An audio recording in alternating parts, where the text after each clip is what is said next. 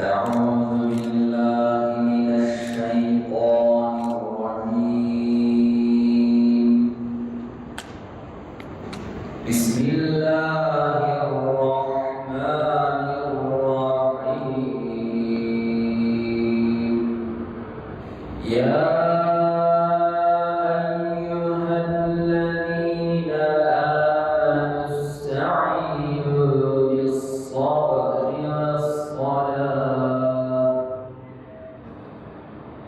إن الله مع الصابرين. Kur'an kursu öğreticisi ve namazımızda da müezzinlik yapan, kahve getiren olan kardeşlerimiz var. Onlara da buradan selamlarımızı, hürmetlerimizi arz ediyoruz. Hocam ben sürekli yatağa bağlı, felç nasıl geleceğim? Düşündüğümüz zaman hakikaten Rabbim yardımcıları olsun, Allah onlara sabır versin. Kolay.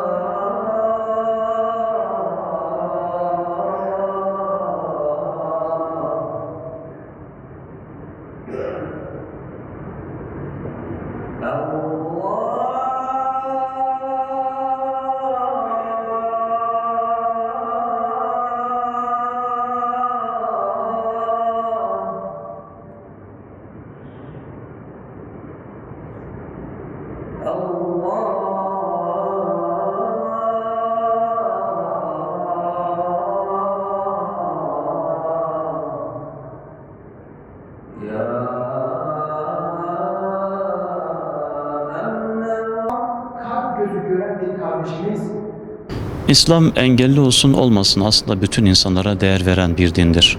Resulullah sallallahu aleyhi ve sellem de bu anlamda engellilere çok değer vermiştir ve onları tebliğden asla ayrı düşünmemiştir. Peygamber aleyhissalatü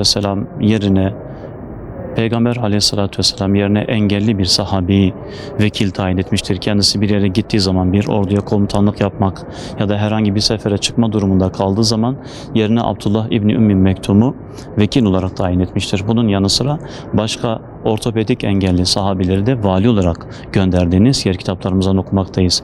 Bunlardan bir tanesi Muaz bin Cebel'dir şüphesiz ki.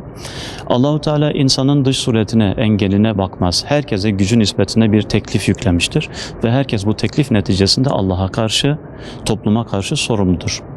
Bu sebeple Allahu Teala kişinin engelini ibadete engel olarak kabul etmiyor. Herkes gücü nispetinde akıl başta durduğu müddetçe Allah'a karşı sorumludur. Resulullah sallallahu aleyhi ve sellem de bunu en güzel şekilde hayatıyla, siretiyle bizlere öğretmiştir. Toplumun önemli bir kesimini oluşturan engelli kardeşlerimize yönelik Diyanet İşleri Başkanlığımızın zaman zaman çeşitli etkinlikleri düzenlenmektedir. Bu bağlamda cami engelli buluşması programı kapsamında bugün Adıyaman Merkez Hacı Mehmet İnan Camimizde engelli kardeşlerimizle bir buluşma etkinliği düzenledik. Camideki sohbetlerimizle, camide okunan selalar ile engelli kardeşlerimiz bir araya geldik beraber. Biz tabii engelli kardeşlerimizi önemli gün ve gecelerde değil, her zaman için engellerimizi hatırlıyoruz müftülük olarak. Her zaman engelli kardeşlerimizin yanında olduğumuzu belirtmek istiyoruz.